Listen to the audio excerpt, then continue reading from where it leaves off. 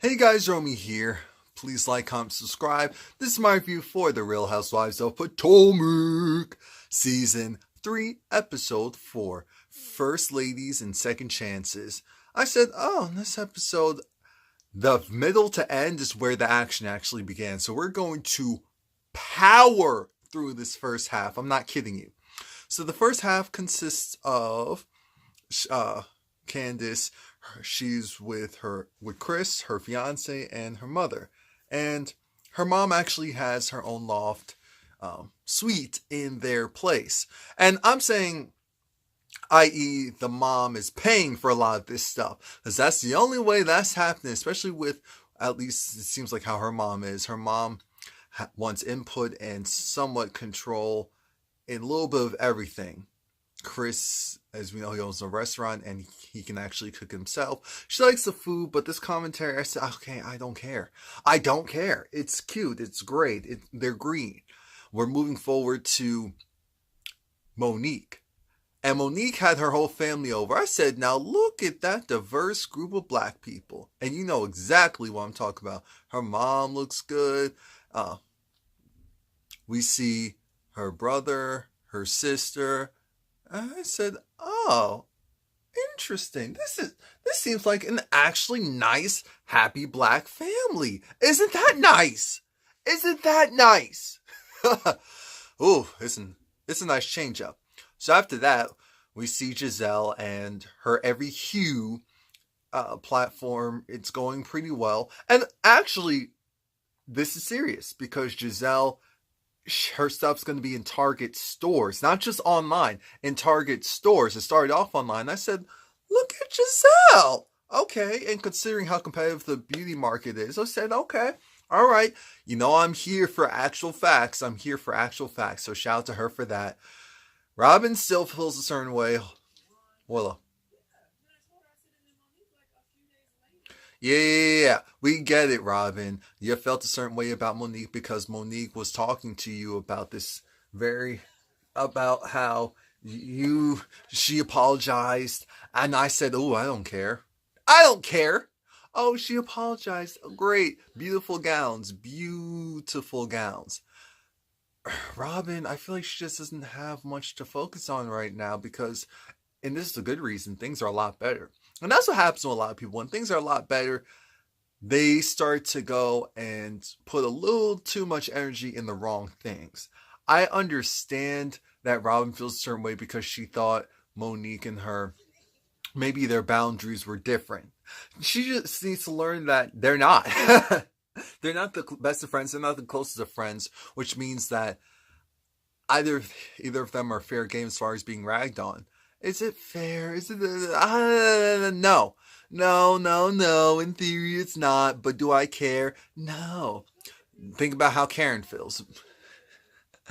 So we move on to Giselle, and she's writing a memoir. Well, actually, she's writing a book. It's supposed to be fiction, which means, for some of you who don't know, fiction means that it's not true. It's not based in reality. Well, it's not based in facts. It can be based in someone's reality, usually your imagination. That's what the fiction is. Oh, I like that. And Giselle, the main character, is going to be loosely based off of herself, and the supporting actors is going to be loosely based off of everyone that she knows. I looked at this and said, okay, where's this lawsuit happening? Ashley, we find out that she's going to therapy. I said, that is great. That makes sense. That makes complete sense. Shout out to Ashley for doing that. So the therapist goes and puts it out there. Like, when it comes to your marriage, how do you actually feel about where you stand with your husband? And the issue is, Ashley, of course she loves her mom and she appreciates everything that her mom has done. But her mom, from when Ashley was young, met this guy who was a bad influence. And so the guy, Ashley put it out there that essentially sounded like he was homeless. I don't know if he has any mental issues. It's completely possible. But what matters is he stays home. Ashley actually has a younger sister. And I guess he's a stay-at-home dad. But clearly he's doing a lot wrong if Ashley's so hurt and affected because her mom is paying hypothetically for the bills, even though she can't really cover it. And that's where Michael comes in. And in Ashley's personal relationship with her husband, this is where we see that Ashley understands what we were saying is the unfortunate reality in her married life. Her husband, yeah, he loves her, but Ashley feels like, because the therapist said, well, what were to happen if you were to actually get sick and you couldn't go and do your wifely duties? And so Ashley said she feels like he wouldn't want her anymore. She feels like that'd be it. She'd be thrown out. She didn't use the word thrown out, but what she was saying essentially alluded to that. And I looked at this whole thing and said that that's sad. It's sad because she truly believes that her relationship is only based on what she can do to please and appease him. And I guess for him, it's kind of what can he do financially to please and support her. It's fractured. But Ashley and her mother are both doing similar things in their relationship.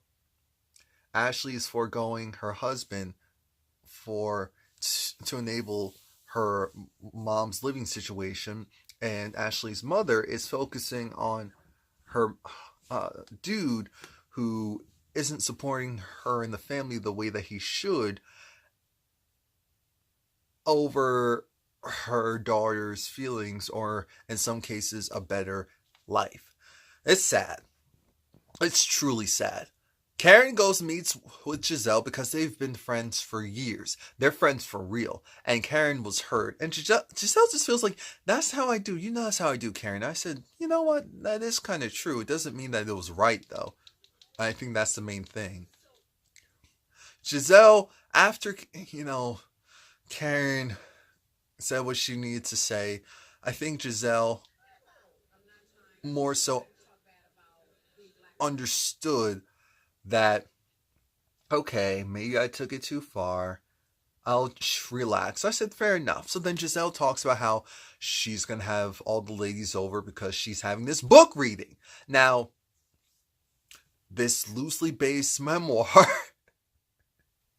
does have to do with the Black church. And Giselle made very clear she's not here to out anyone. That's not what she's trying to do. But because she knows where all the bones are. She knows where all the bones are. She knows where they're buried. She knows where they're hidden. She knows where they're created.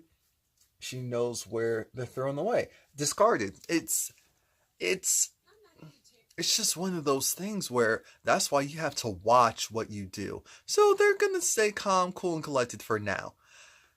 Monique and Chris, they talk about the fact that Monique actually had a miscarriage. She was pregnant and she had a miscarriage, and the other ladies don't know about it. And so that's why and their marriage, there's not an issue with their marriage, but they definitely haven't put much focus on their relationship. They've just been focusing on everything else. Monique doesn't know how to really verbalize how she feels about it. Chris doesn't know how to even kind of check on her to make sure that she's just okay. So I said, you know what? This is really important to see, because it also makes sense why I felt like there was something different with Monique. It just felt like she was trying to go be everywhere, do everything. And I was wondering why. So now I get it. She's trying to avoid really just thinking about what actually happened. Candace is at her house and her sister comes over, and like we said, the mom also invested in the hair company, and it sounds like the company is financially doing well enough, but the mom wants it to be 10 times bigger. That's what I'm getting out of this. The mom wants it to be 10 times bigger, and Candace isn't sure how she's going to deal with that. Deal with just her mom intervening. But that's what happens when your parents or someone else or someone older in general is doing stuff for you after you become a certain age. Because now they don't know how to set that boundary, because you weren't able to set that boundary because they were still doing for you. And it doesn't matter how nice they are, how controlling they are. There's always a certain level of understanding that you can't just do whatever you want when you're being financially taken care of. And I feel like that's a big message this entire episode. Now we see Giselle's, party. Charisse is there, and Charisse and Karen don't really like each other. I said, okay, fair enough. I'm glad Charisse is just a friend of the show because I don't think her being on the show full time is the right look. I forgot what they said about each other because I don't care. Now we get to Giselle, and Giselle, I don't know if this was her first time actually reading that passage herself, but she had trouble reading her own book. I said, wait a minute now. Wait a minute now. I'm the king of reading words that aren't there, making up words, changing words. I do that all the time. All the time. But there's no way you're going to catch me slipping when I had time to prepare. So I don't know if she read it so many times that she couldn't get the words out herself, but everyone's looking at her like, you okay? You okay? But once it's done, people actually had regular questions like, okay, how loosely based is it? Do you think it's going to be an issue? And I said, this is nice. They're just having a kumbaya moment. Everything's going well. The food, looks good. I don't know if it's because they have the HD filter on it. But I said, oh, okay. Here's the problem, though. Now we're going to have to get to the meat and potatoes of the foolery right here. So I guess we can start this off with Ashley. Actually, they started with Ashley, period. And Ashley's talking about her relationship with her husband still being an issue and it being centered around her mom. And her mom being not willing to choose, I guess, her kids and even herself over her boyfriend. I've also said we've been through a lot to get to a better place. And so Ashley was trying to parlay that and saying, that is why when it comes to Robin, why I felt like I just didn't want to see another woman go through being, seen as less than the relationship and all of that. And I said, Ashley, that's great. That's beautiful in theory. The reality is you overstepped. Even if what you were saying was right, you overstepped and then you got a little stomped. So then Robin and Ashley start having an argument because Robin and Ashley don't like each other. When I say they don't like each other, it's because of personal things that were said. Not just regular petty stuff. It's definitely personal. It's definitely deep. So I'm not going to discount their emotions regarding that. I think their main issue is boundaries. There aren't boundaries and it's personal stuff and no one asks for an opinion. When someone keeps giving you unsolicited advice or opinions, it doesn't matter if you like the person or not. You don't want to be around them. You don't, because it becomes too much. It becomes too much. I didn't bring that stuff up. And then we get to Monique and Robin. Monique and Robin's thing's different.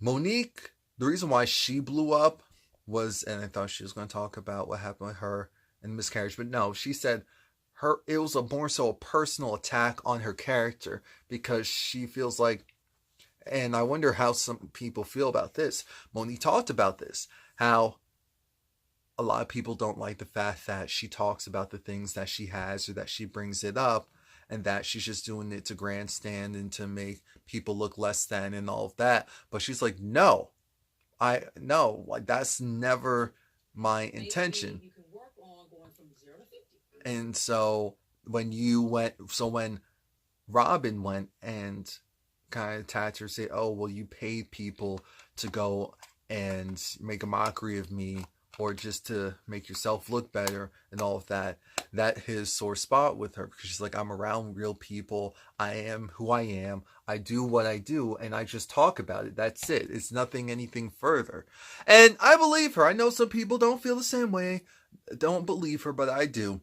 And they're going to drop it.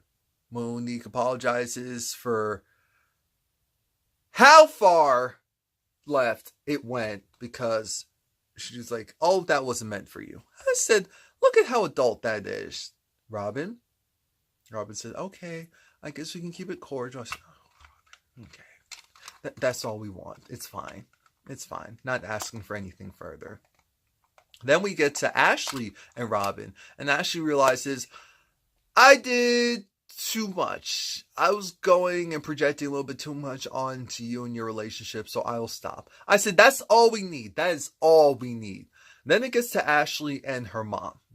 That's how this whole thing's going to end, because Ashley was talking to her mom. She got her some food, some sushi. Things were supposed to be cool and copacetic, and then it went left as we know it normally would. And I'm not saying this in a funny way. I'm saying this in a factual way. It went left primarily due to the fact that Ashley was just putting out there that, Mom, this man isn't doing anything to uplift you, to make things better for you in your life. For my sister, he doesn't work, he doesn't do anything. And do you remember how he used to talk to me? That's why I ran out of the house as soon as I could upon a certain age. I mean, she was so upset that she had to go to the bathroom to calm herself down, because she's like, I love you. This heat isn't directly just for you. It's that dude, and the fact that you can't give him up. But it's Ashley's mother is codependent on this man. He's fulfilling something psychologically that she feels like she can't get anywhere else. And even how she was just reacting to it, just super calm, just like, I'm thinking, how many times have you guys talked about this before? Because Ashley said she tried to do this last year. This time around, she had a checklist. And it's definitely embarrassing that she had to do that for her mom. It was probably more embarrassing for her mom. But the whole thing is, to me, that should be an eye-opener, saying that, here's what's going on. My marriage is still has issues. Michael feels like I need to cut you off. I don't want to do that. And he feels like I need to cut you off because of the dude that you're with, and how we're just enabling the situation. And he's not wrong. And of course, I would never cut you off, but I'm going to have to slowly transition you. And Ashley's mom, they hug, and she takes the checklist, and she's like, no, it's not, it's a way of life. That's all. The thing that hurt me the most is that Ashley's mom was just like, I don't like this stuff. I just feel, I said, so that's her mom. That's her mom. She's mentally in a very weird relationship, so I'm not going to go. I'm not going to do too much. What I will say is, she needs to realize that she does have to pick eventually. This guy's been with her for 10 years and hasn't changed for the better. Come on. You've done more than enough. More than enough. And the fact that the mom may seem like, oh, well, Michael's making you choose. Well, I don't like that. You don't like the fact that Michael may kick her out and take the money? Is that what it is? Because there's no other option.